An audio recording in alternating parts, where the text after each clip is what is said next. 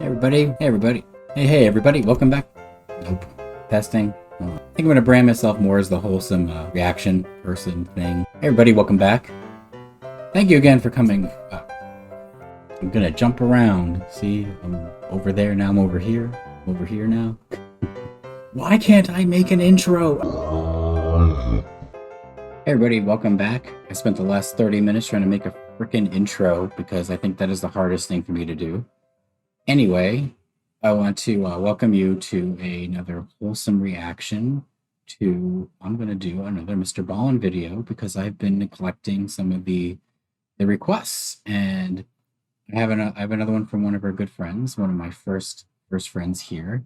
And I'm going to look at the literal worst day ever today. And probably outdoes my worst day today.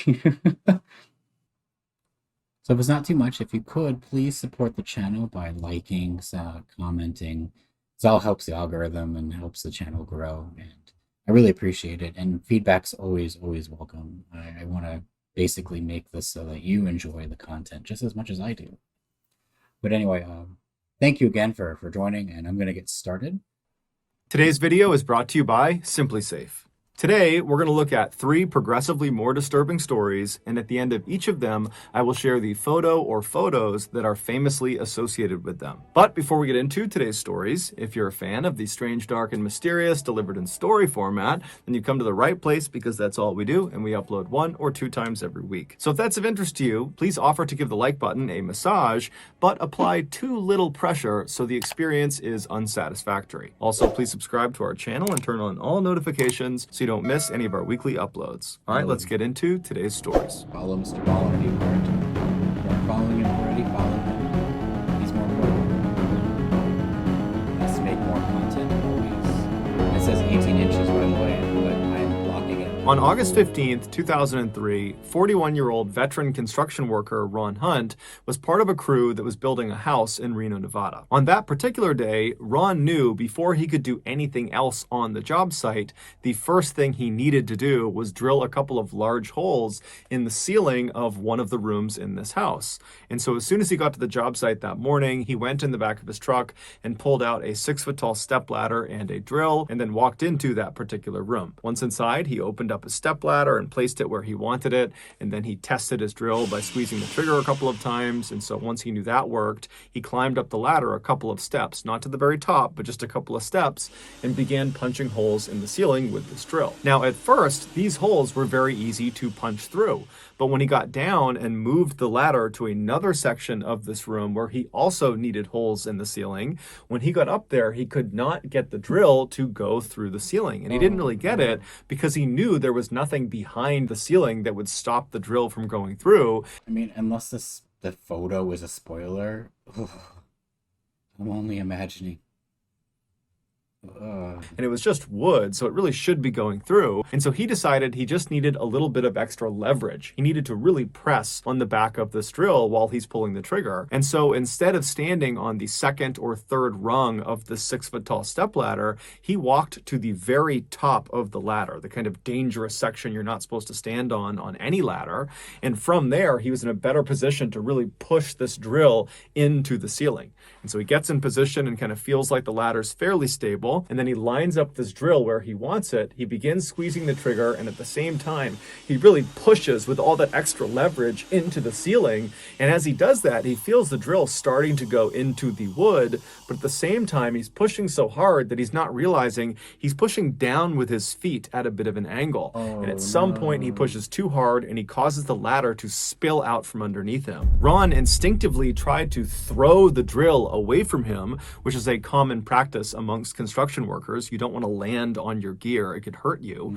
But he wasn't able to throw the drill far enough away from him. And even worse, the drill, when it hit the ground, basically right underneath him, it landed on its back with the drill bit pointing straight up into the air. And so when he fell down face first, his right eye socket landed directly on the drill.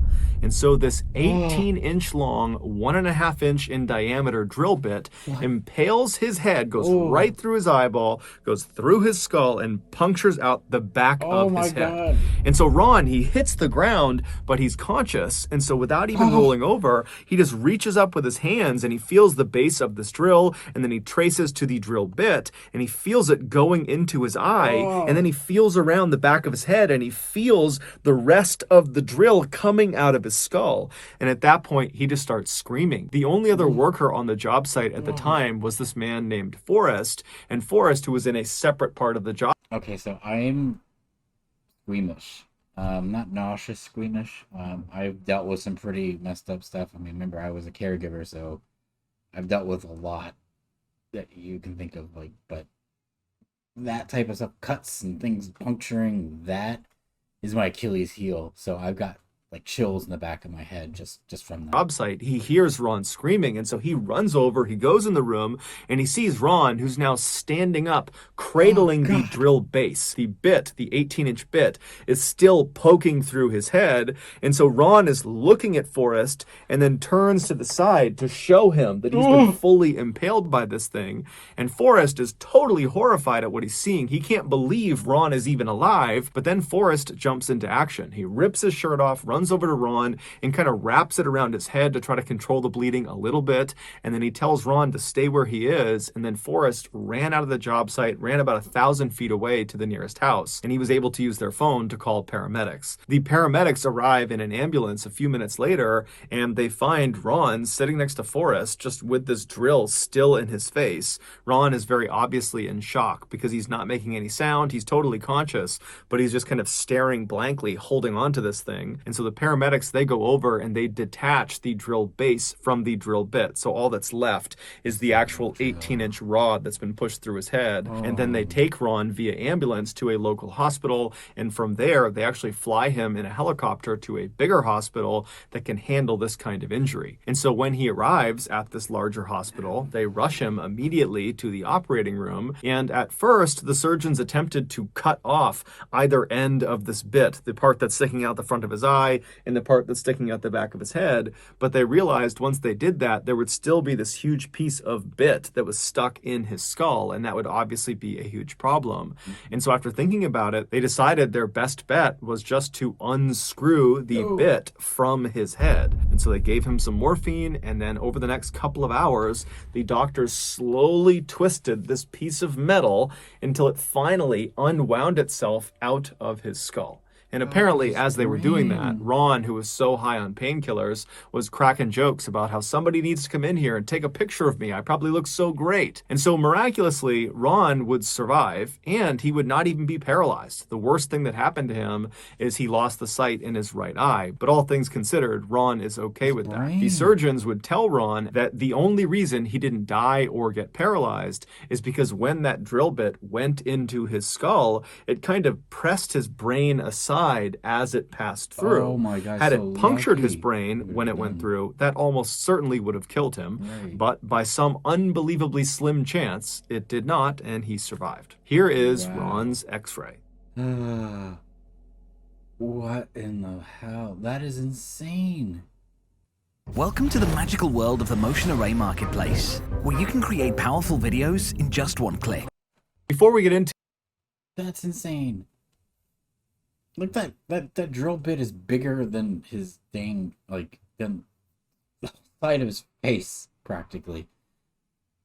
That's insanity. to the next story, I want to talk about today's sponsor. Ever since I started this channel, I have been shocked at the number of home invasion stories I've come across where the victims locked their doors and lived in a safe neighborhood. And so for this reason, I went out and got SimpliSafe. SimpliSafe is an incredibly effective and easy to use home security system. And honestly, for me, a big selling point was they don't send a company to your house to set it all up. I hate that. It's totally an inconvenience. And usually you don't even know how to use the system at the end of it. So instead, they send you this really neatly packaged small kit, and then using their very easy to navigate app, you build the system yourself. And so for reference, it took me less than an hour to do this, and everything worked first try. So it's very easy to use. Also, SimpliSafe will fit any home. It's fully customizable. They have all the cameras and sensors for every type of door and window, and they have lots of cool extra stuff like water sensors, temperature sensors, smart locks for doors, and they even have this really cool outdoor camera that has a massive field of vision. It's got 8x zoom, it's got night vision, and so basically at any any hour of the day, you can know what's going on outside and inside your home. And SimpliSafe professionally monitors your system all the time.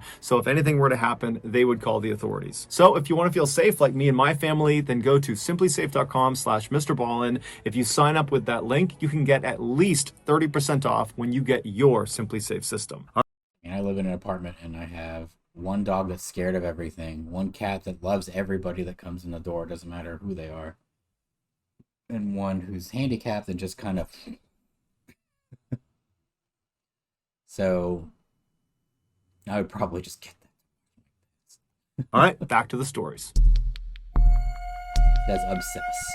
Obsessed. In 2009, 15-year-old Christina Grimmie finally caved and made her own YouTube channel. For years, her friends and family had been begging her to do this because Christina had this incredible singing voice that they wanted the world to hear. But Christina had always been hesitant because she was a bit of an introvert. But that year, Christina was feeling more outgoing, and so she took the plunge. She makes this channel, and in July of that year, she uploads her first 2 songs. They were both cover songs, and she was really proud of them, but when she uploaded them, they didn't get very many views. And so Christina probably was not very excited about making more videos. But a month later, she found herself really enjoying the song Party in the USA by Miley Cyrus.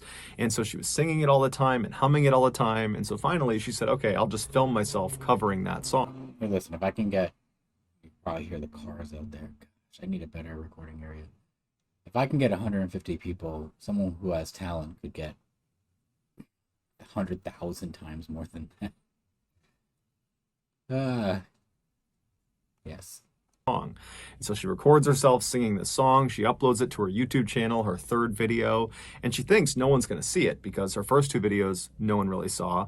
But this video is different. It went viral almost immediately, and millions of people saw it, and they loved it. Christina couldn't believe it, even though her friends and family had been telling her all along, you have this great voice, you got to share it with the world. That's different than actually seeing the results of the world saying, you're really great, we love your voice.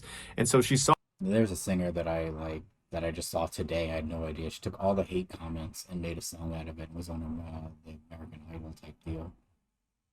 And I thought that was neat. It was really good. She did such a good job.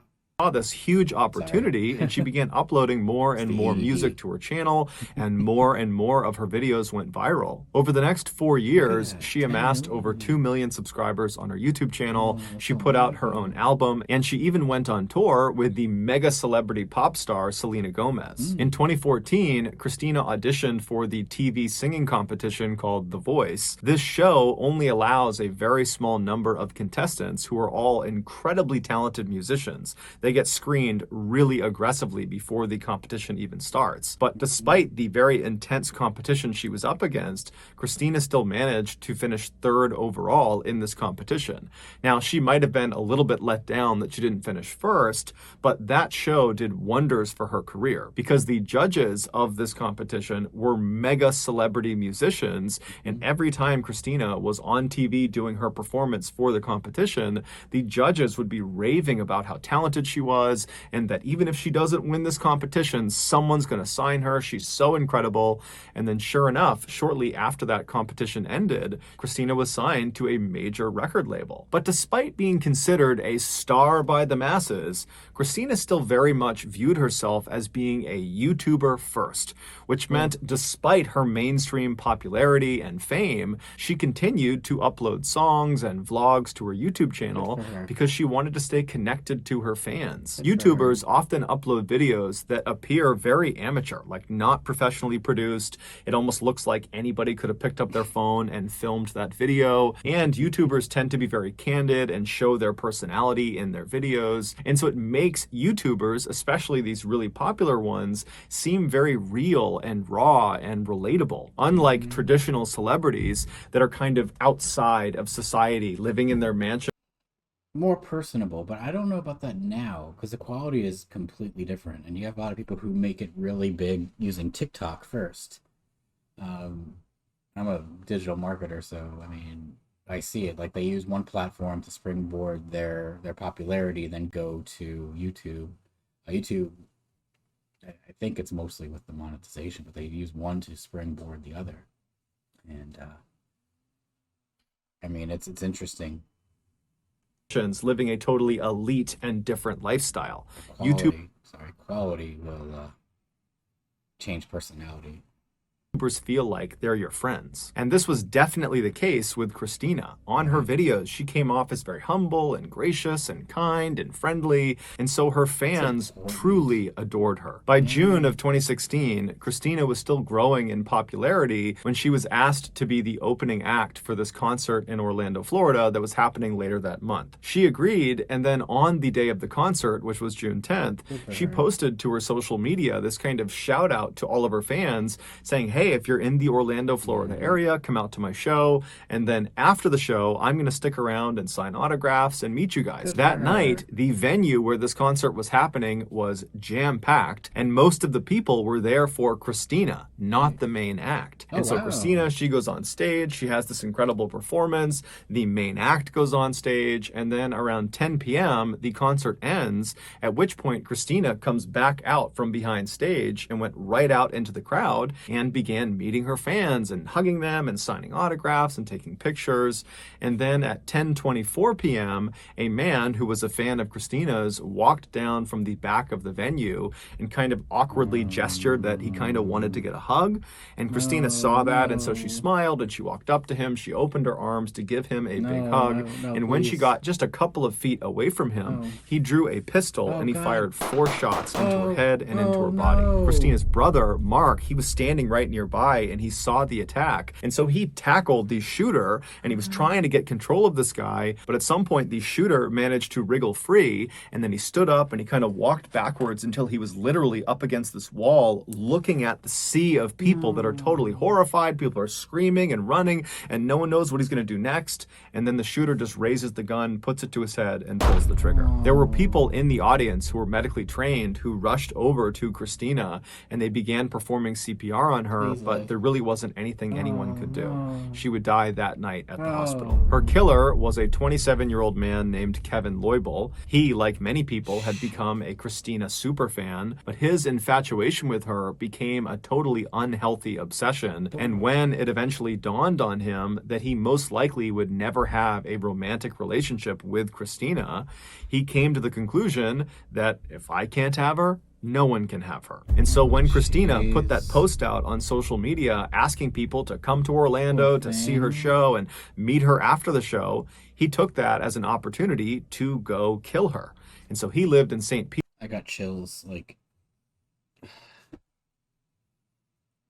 I can't do stuff like that. Like, I work with in human rights. I work at a museum that deals with very strong human rights. So when I see that somebody's been snuffed out before their time, it's tough for me. It's tough. Being around it, it's yeah, I can't. Petersburg, Florida, which is 120 miles away. And so he sees this post on social media. He grabs his 2 pistols, some extra ammunition. He gets a large hunting knife, and then he calls a cab. The cab drives him 120 miles northeast to Orlando, Florida. And then he gets into the venue with his weaponry because there weren't metal detectors and no one was frisking people as they came inside. And so he was in the back of the venue during the show. And then when it was over, he kind of lingered back, allowing other fans to go up and, kind of mob Christina. And then when there was a lull and there were less people down there with her, he strode right down the aisle and he ended her life. Here is a photo of Kevin standing in the back of this venue just moments before the show came to an end.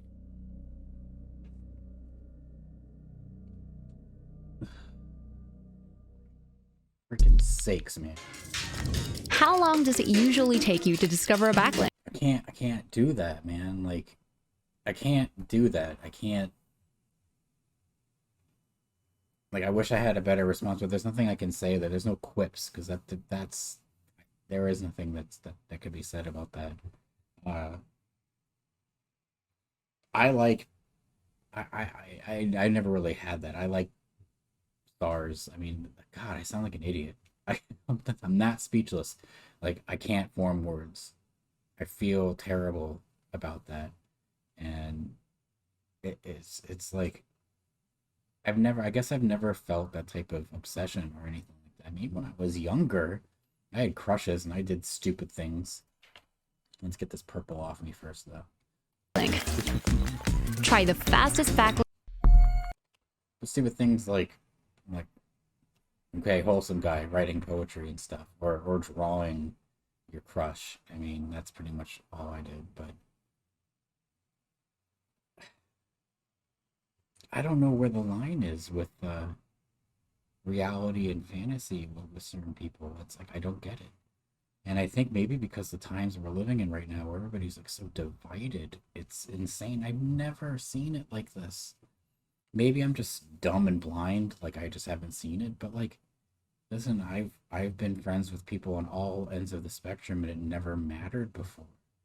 I don't care about politics. I care about like getting up, going to work, being able to like talk to your friends and see people and not see everybody so upset and stressed about things. I think COVID really did that. Like, I'm an introvert, so I mean, at the beginning I was like, cool, I can just work from home. But you lose a piece of yourself. You lose a piece of yourself when you're not out there socializing or working with people, and you do get some depression. And I went through that.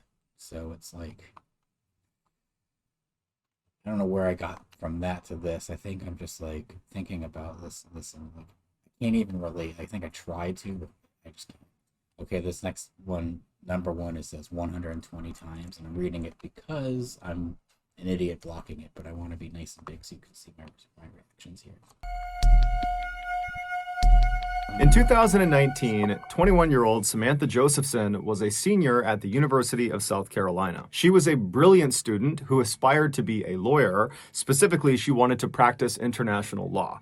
And so in order to do that, she needed to be able to speak other languages besides English. And so during her college years, she had really leaned into Spanish and become quite good at it rather quickly. During her college Spanish studies, one of her professors was a woman named Daniela Jaimes. Daniela very quickly recognized in Samantha that she had this incredible intellect and work ethic and just knew she was destined for greatness. In fact, she compared Samantha to Amal Clooney, who is George Clooney's wife and is considered to be one of the most famous international lawyers ever. And so just out of a general interest to see Samantha succeed, Daniela offered to Samantha to kind of be there for her if she needed anything beyond just Spanish, that she was there to help her with law school applications, or if she needed advice on something, or if she just had ideas she wanted to bounce off of her, she would be available. And Samantha had taken her up on this offer, and by 2019, in Samantha's senior year, the pair had become very close, forming a sort of mentor-mentee relationship. Early that year, Samantha got accepted into her target law school,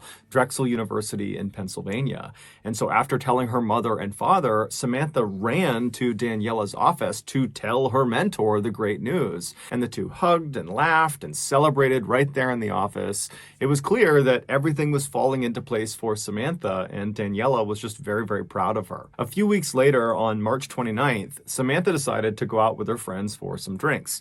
Now, Samantha normally spent a lot of her time studying, even on the weekends, but since she was about a month away from graduation and she was already accepted to law school and really didn't have that much work since it was the end of the year anyways, she decided she could cut loose for that weekend. So she, along with her friends, head out to this downtown area called Five Points, which is right near the University of South Carolina, and it's an area that's full of shops and restaurants and bars. So on the weekends, it is... We have a 5 Points here.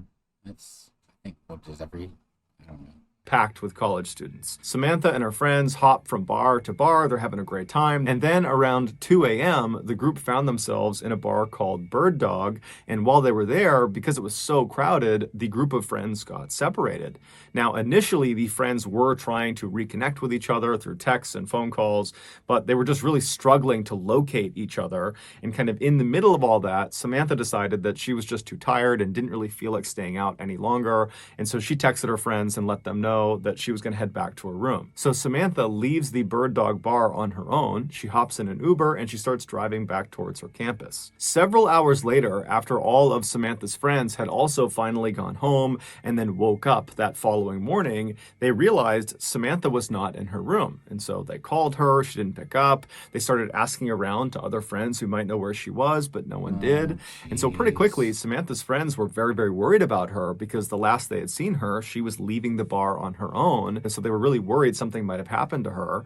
And so by 1:30 p.m. that day, on that Saturday, the day after they had gone out, they called the police and reported her missing. At the same time that Samantha was reported missing, there were these two men who were in their mid-20s that were located 70 miles to the east of the University of South Carolina. They were out in this forest and they were hunting for turkeys. Earlier that day, these two men, whose names were Anders and Ryan, they had had no luck actually finding these birds. And so they were getting frustrated. And so by the afternoon, they had split up and were kind of combing this forest on their own to see if they would have more luck solo. And so Ryan, he posted up next to their truck, which was parked on this dirt road that was butted up against the edge of this big forest. And Ryan, with his binoculars, was scanning out across this field that butted up against the tree line of the forest. And he was kind of scanning the tree line, but he still was having no luck finding any turkeys. And then Anders, he actually had walked into that forest, which was right next to Ryan. And he was just kind of walking around looking for the birds as well. But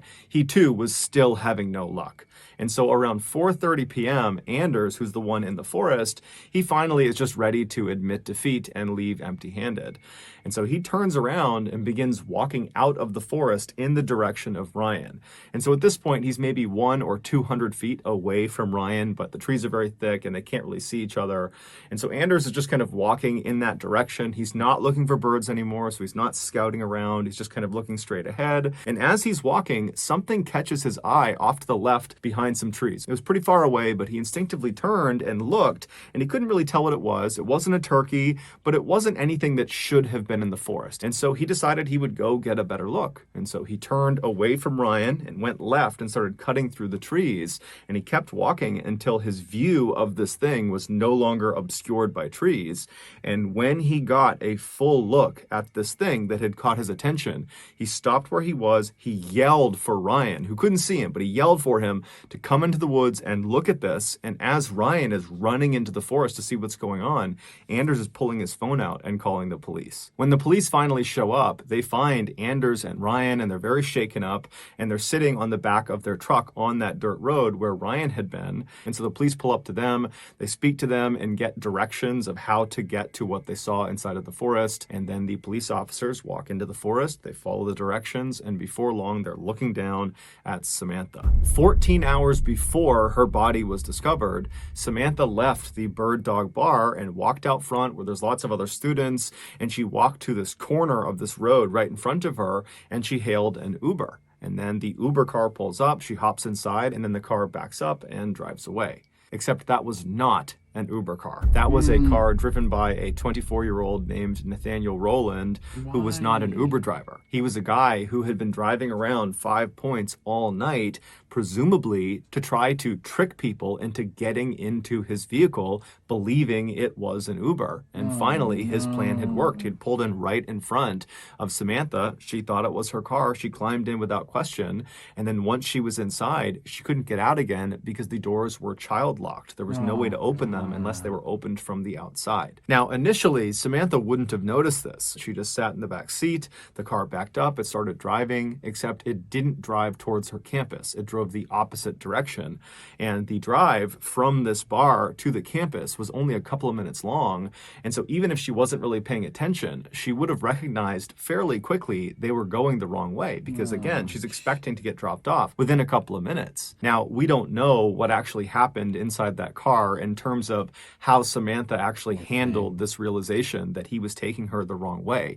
We don't know if she confronted him. We don't know if she tried to open the door and then realized it was child locked. We just don't know. All we know is that Nathaniel drove Samantha to some isolated area, most likely 70 miles to the east, near that forested area where her body was found.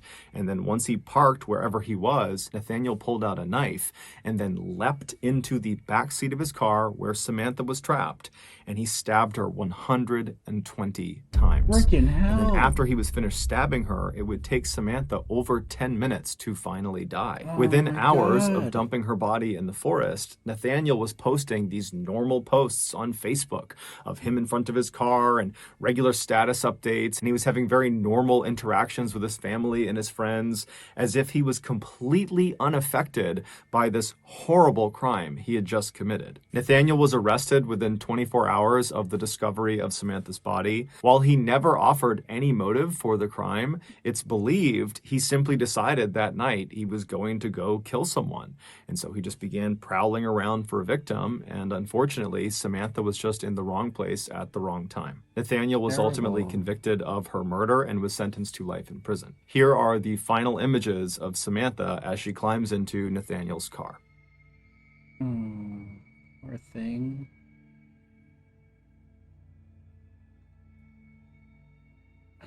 So sorry. So that's going to do it, guys. If you found the secret in today's episode, let us know in the comments section what it is and where you found it. So give us the timestamp. And if you're the first to do that, we'll pin you at the top of the comments section. If you got something out of today's episode and you haven't done this already, please offer to give the like button a massage. Good stuff. You know, follow his channel. Good stuff. The only thing I found was that I'm disturbed. Anyway, this is great, and if you'd like to see more, please let me know. Leave some comments. Please like the video, share, like, whatever they they do here. Get the algorithm going. I'd really appreciate it. Love to make this grow. I love the community here. I love my little small community, and I'd love to see it get bigger. And anyway, thank you. And if you have any more suggestions, please let me know. And I will talk to you soon. Bye.